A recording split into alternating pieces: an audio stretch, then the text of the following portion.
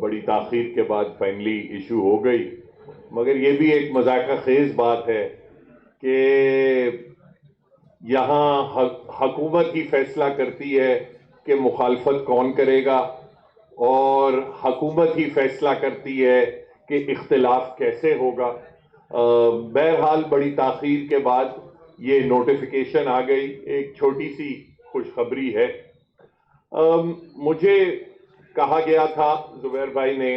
کہ کچھ ذرا جوڈیشری کے حوالے سے 26ویں 27ویں ترمیم کے حوالے سے کچھ اپنے خیالات آپ کے ساتھ شیئر کروں۔ دیکھیں، 26ویں ترمیم 27ویں ترمیم کا جو ریشنل تو جو ہمیشہ دیا جاتا ہے کسی بھی ترمیم کا، وہ یہی ہوتا ہے کہ اس سے عوام کا بھلا ہوگا، اس سے بہتری آئے گی۔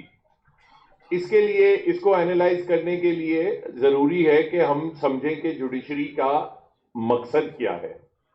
جوڈیشری کے 3 فنکشنز ہیں پاکستان میں۔ پہلا فنکشن تو ہے کہ جو عام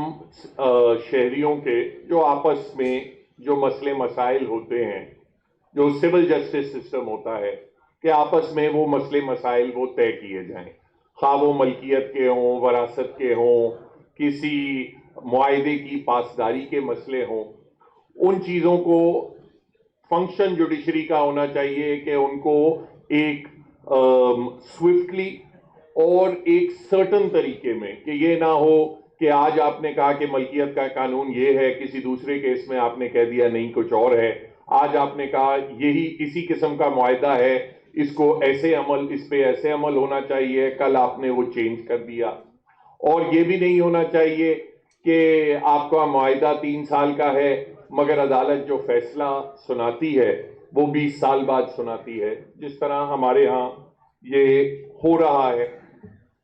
یہ کہا گیا تھا کہ 26ویں 27ویں ترمیم کے بعد جب ہم یہ جو پبلک انٹرسٹ کے اور کانسٹیٹیوشنل میٹرز ہیں یہ ہم الگ کر دیں گے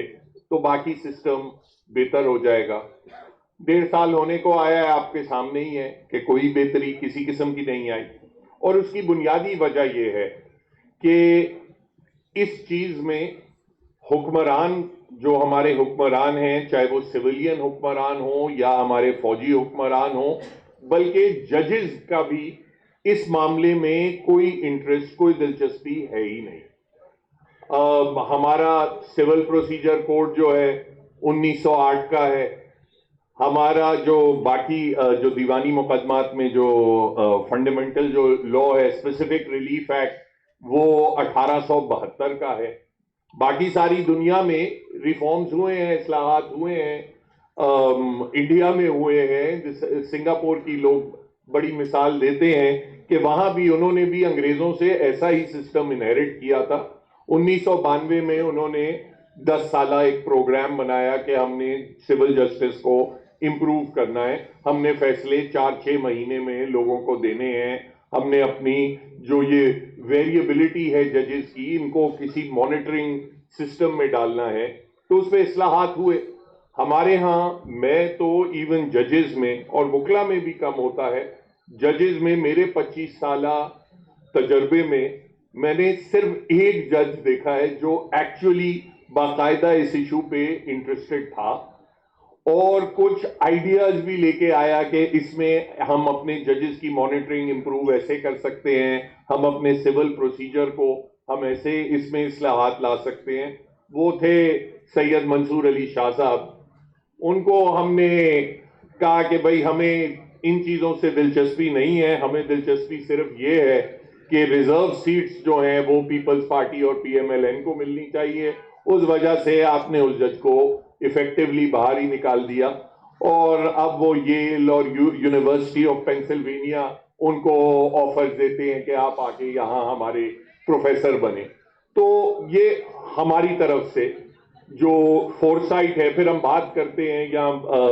مفتا اسماعیل صاحب بات کر رہے تھے، انویسٹمنٹ نہیں ہوتی، کوئی اکنامک ڈیولپمنٹ نہیں ہوتی، جب تک آپ کا ایک سول جسٹس سسٹم ایسا نہیں ہو جو معاہدے، جو لوگوں کو معاہدے کی پاسداری پہ وہ یقینی بنائے، تو تب تک آپ کے ہاں کیوں انویسٹمنٹ ہوگی؟ یہاں تو کاروبار وہی لگاتا ہے جو کہتا ہے کہ میری کسی جرنیل سے یا میری کسی وزیر سے دوستی ہے، کامیابی وہی ہوتی ہے کیونکہ actual civil justice rules enforcement جو ہے وہ ہمارے ہاں ہے ہی نہیں، اور اس پہ کوئی کام بھی نہیں ہو رہا، کوئی دلچسپی نہیں ہے۔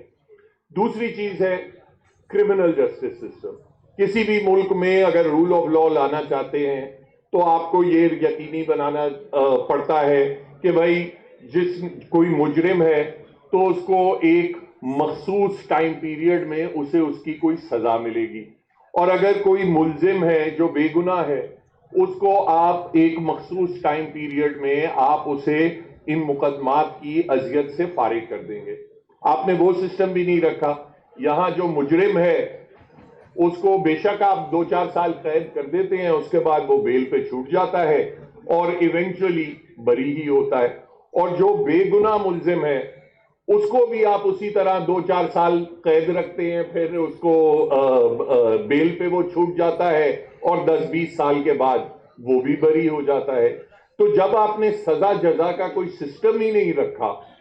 تو آپ کیسے ایکسپیکٹ کرتے ہیں کہ ہمارے ملک میں رول آف لا آئے گی؟ اب وہاں کرمنل جسٹس کی جو ریفارم کی بات آتی ہے، وہاں صرف ایک دلچسپی کا فقدان نہیں ہے، وہاں تو ایک ایکٹیو انٹرسٹ ہے۔ ہمارے جو مقتدر حلقے ہیں وہ چاہتے ہی نہیں کہ یہ system, criminal justice system reform ہو، کیونکہ اگر یہ ریفارم ہو گیا تو پھر آپ کیسے انشور کریں گے کہ جو ابھی اختلاف میں بیٹھا ہے آپ اس کو اگر آپ نے بند کرنا ہے تو آپ نے جھوٹے مقدمات آپ کیسے بنائیں گے؟ اور اگر آپ نے یہ فیصلہ کیا ہے کہ جس آدمی کو سزا بھی سنا دی گئی ہے یا جس نے کوئی جرم کیا ہے، اگر آپ نے فیصلہ کیا ہے کہ ہم نے ابھی اس کو وزیر اعظم بنانا ہے یا وزیر اعلیٰ بنانا ہے، تو اس کے مقدمات آپ کیسے ختم کریں گے؟ تو اس کی وجہ سے ہماری کرمنل جسٹس میں بھی کوئی چینج نہیں آتا۔ تیسرا فنکشن جو جوڈیشری کا جو آخری فنکشن ہے، جس پہ بہت توجہ بھی دی جاتی ہے، ڈیبیٹ بھی کی جاتی ہے، آئینی ترامیم ہر 6 مہینے بعد بھی آ جاتی ہیں، وہ یہ ہے جسے ہم جوڈیشل ریویو کہتے ہیں۔ کسی بھی جمہوریت میں یہ ضروری ہے کہ ایک آزاد عدلیہ ہو جو ریاستی اداروں کے اقدامات پہ نظر ثانی کرے۔ اس کے بغیر جمہوریت نہیں چل سکتی، اور اس کی وجہ ہے، بیسک وجہ ہے، اس کا یہ مطلب نہیں ہے کہ آج یہ حکمران بیٹھے ہیں کل یہ حکمران بیٹھے ہوں گے۔ اس کی وجہ یہ ہے کہ جو قانون سازی ہے وہ حکمران جماعتیں کرتی ہیں، اور قانون نافذ جو ہے وہ یہ حکومت کے ادارے کرتے ہیں۔ تو ان پہ چیک اینڈ بیلنس کرنے کے لیے یہ ضروری ہے کہ کوئی ایک انڈیپینڈنٹ فورم ہو جو ان کے اقدام پر نظر ثانی کر سکے۔ اس کے بغیر ڈیموکریسی نہیں ہو سکتی۔ ہمارے ہاں مسئلہ یہ ہے کہ ہم الیکشنز کو جمہوریت سمجھتے ہیں، الیکشنز پہ توجہ رہتی ہے، اور یہ جو نظر ثانی کی بات ہوتی ہے اس کو ہم کہتے ہیں کہ یہ تو اداروں میں تناؤ ہو جائے گا، عدالتوں کو حکومتی فیصلوں سے انٹرفیئر نہیں کرنا چاہیے۔ بات یہ ہے کہ جب تک وہ تناؤ نہیں ہو تب تک آپ شہریوں کے جو بنیادی حقوق ہیں آپ ان کی دفاع نہیں کر سکتے۔ وہ جو تناؤ کی کیفیت ہے وہی جمہوریت کا ایک اہم ستون ہے۔ ہم چاہتے ہیں کہ وہ تناؤ ختم ہو جائے اور ایک آدمی حکم کرے اور ساری کے سارے ادارے جو ہیں وہ اس پہ امپلیمنٹ کریں۔ تو وہ اس چیز کو ڈکٹیٹرشپ کہتے ہیں، اس چیز کو جمہوریت نہیں کہتے۔ اب 26ویں اور 27ویں جو ترامیم ہیں ان کا مقصد صرف اور صرف یہ تھا کہ اس ادارے کو، عدالتی نظام کو آپ بالکل جس طرح بیوروکریسی ہے وہ یس سر نو سر کرتی ہے، اسی طرح آپ ججز اس طریقے سے بھرتی کریں جو یس سر نو سر کریں۔ اس کی وجہ سے کمپلیٹلی جو پبلک کانفیڈنس ہے جوڈیشری میں وہ ختم ہو چکا ہے۔ اور اس کی جو ایک بڑی سمپل مثال ہے، جب 26ویں ترمیم آئی تھی تو اس وقت میں بھی ایک دو پٹیشنز میں اس میں وکیل تھا، تو کوئی 54 پٹیشنز سپریم کورٹ میں فائل ہوئی تھی جو سنی جا رہی تھی، بڑی تاخیر سے مگر سنی جا رہی تھی۔ جب 27ویں ترمیم آئی تو وفاقی آئینی عدالت نے اس وقت تک غالباً صرف 2 پٹیشن فائل کیے ہیں، اور وہ بھی کسی سیاسی جماعت نے نہیں، کسی بار ایسوسی ایشن نے نہیں، 2 انڈیویجول وکیلوں نے اپنی اپنی پٹیشن فائل کی ہیں۔ وہ یہ آپ کو بتاتی ہے کہ کسی میں کوئی کانفیڈنس ہی نہیں ہے کہ عدالتوں سے ہمیں ریاستی جو انٹرسٹ کے خلاف کوئی فیصلہ ہوگا، کوئی امید ختم کر دی ہے۔ اب اگر آپ مارکسسٹ ہسٹری پڑھیں تو آپ کو شاید تعجب ہوگا یہ جان کے کہ مارکسسٹ جو تھے وہ سخت مخالف تھے آزاد عدلیہ اور عدالتی نظر ثانی کے سسٹم کے۔ وہ تنقید یہ کرتے تھے کہ اگر عدالتیں آزاد ہوئیں اور واقعتاً کبھی نہ کبھی